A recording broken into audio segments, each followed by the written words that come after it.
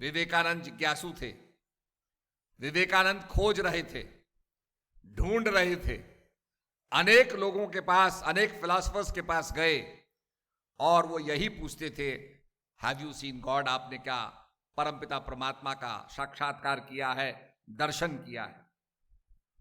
तो अक्सर जो विद्वान लोग होते थे कहते थे, विवेकानंद तुम्हारा यह प्रश्न बताता है कि तुम बड़े आध्यात्मिक हो, बड़े रिलीजियस हो, बड़े ज्ञानी बनोगे, बहुत ज्ञान अर्जन करोगे। पर जब यही प्रश्न उन्होंने स्वामी रामकृष्ण परमहंस से किया तो उनके जो सदगुरु थे वो कहने लगे, विवेकानंद जितना स्पष्ट मैं तुम्हें देख रहा हूं इतना ही स्पष्ट मैंने परमपिता परमात्मा को देखा है। आई हैव सीन गॉड, मैंने भगवान को देखा है और मैं तुम्हें भी दिखा सकता हूं। सदगुरु के अंदर ये क्षमता होती है कि वो ब्रह्म का साक्षात्कार करते भी हैं और कराते भी हैं। और इसीलिए कहा, बंदो गुरुपद कंज कृपा सिंधु नररूप हरि महामोहतम पुंज जासु वचन रवि कर निकर। तुलसीदास जी महाराज कहते हैं, मैं गुरु महाराज की वंदना करता हूं। बंदो गुरुपद कंज कृपा सिंधु नर रूप हरि। नर रूप में हरि है। कुछ व्याख्याकार कहते हैं कि उन्होंने अपने गुरु नर हरिदास जी का नाम लिया, परंतु आगे वो कहते हैं, कृपा सिंधुर नर रूप हरि महामोहतम पुंज जासु वचन रवि कर निकर। जिनके वचन रवि की करनी करते हैं। और रवि की करनी क्या है? कि वो अंधकार को दूर करता है। संसार में जीवन उदय हो जाता है, सारी चिड़ियां चहचहाने लगती हैं और प्रकाश ही नहीं, एक दूसरा काम भी करता है। जब सूरज की रोशनी किसी भी पेड़ पर पड़ती है, पत्ते पर पड़ती है, तो पत्ते के अंदर क्लोरोफिल होता है। यो ग्रीन पदार्थ जो होता है, the green substance in plants is called chlorophyll. और जब क्लोरोफिल पर धूप पड़ती है तो एक फिनोमेना होता है जिसे कहते हैं फोटोसिंथेसिस।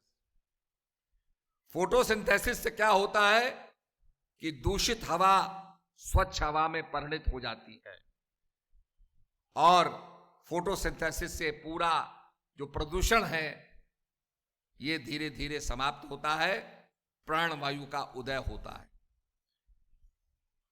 तो सूर्य की करनी अंधकार को दूर करना तो है ही, परंतु उसके साथ साथ वह जीवन का संचार भी करती है। तो इसी प्रकार से सदगुरु महाराज ज्ञान देकर के द्विज बनाते हैं और दूसरा जन्म देते हैं। That is called the second birth.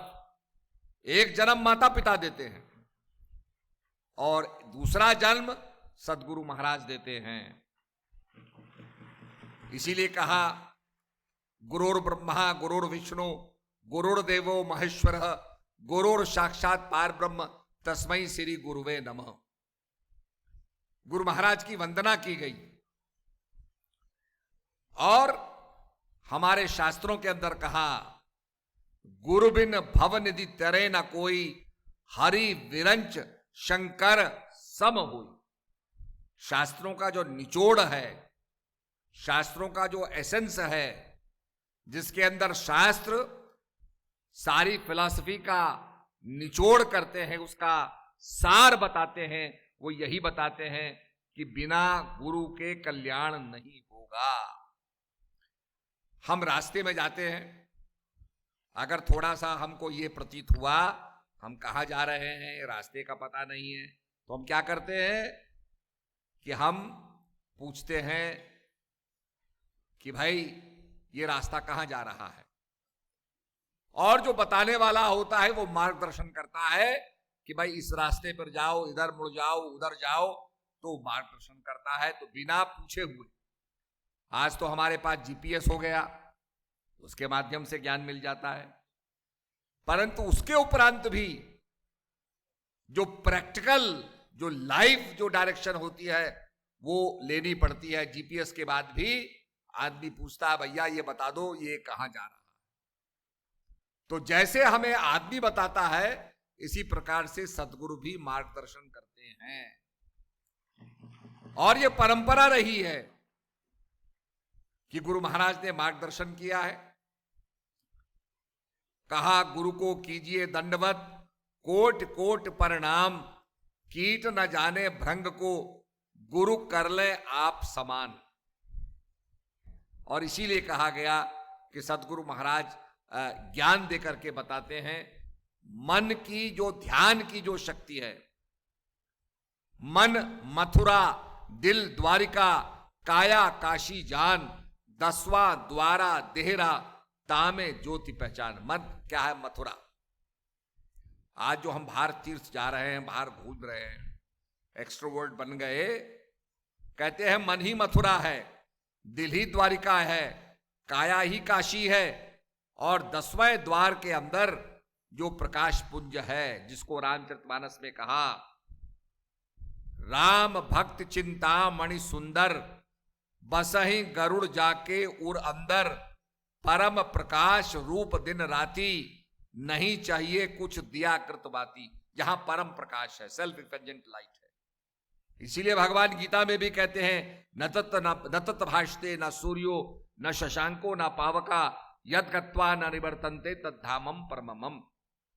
हे अर्जुन, मेरा एक ऐसा परम धाम है जहां हजारों सूर्यों का प्रकाश है, और जहां पहुंचने के बाद जीव लौटता नहीं है। तो ये जो भगवान ने कहा, जो धाम अचीवेबल है, जिसका ज्ञान भगवान ने अर्जुन को दिया, अर्जुन को बोध कराया, वो ज्ञान हमें भी प्राप्त करना चाहिए।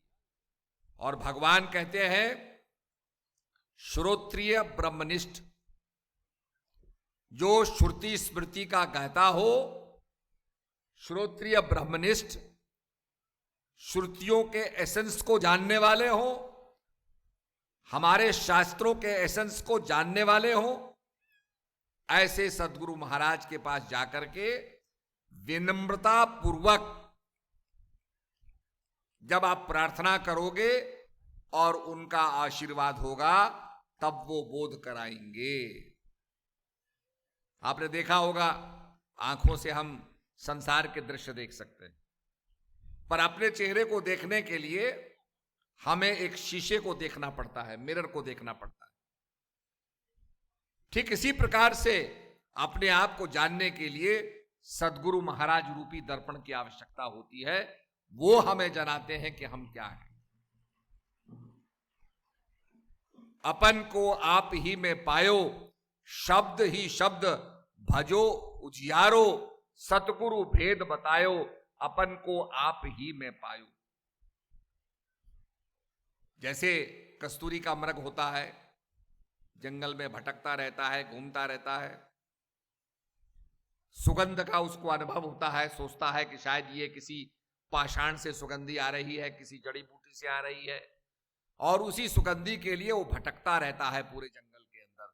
पर वो नहीं जानता, अभागा है, कि उस सुगंधी का स्रोत तो स्वयं जो कस्तूरी है वो उसके अंदर है। तो कहने का मकसद मेरा यह है, जैसे कस्तूरी का मृग नहीं जानता, इसी प्रकार से आदमी भी संसार में भटक रहा, कभी कहीं जाता है, कभी कहीं जाता है, कबन रंग तो रंग चढ़े, कब मन सोचत है धन को, और भटक रहा है संसार के अंदर। तो सदगुरु महाराज व्यक्ति को अध्यात्म का ज्ञान देकर के जनाते हैं, और जब व्यक्ति अपनी अनुभूति प्राप्त करता है, साक्षात्कार प्राप्त करता है, तब उसका कल्याण होता है।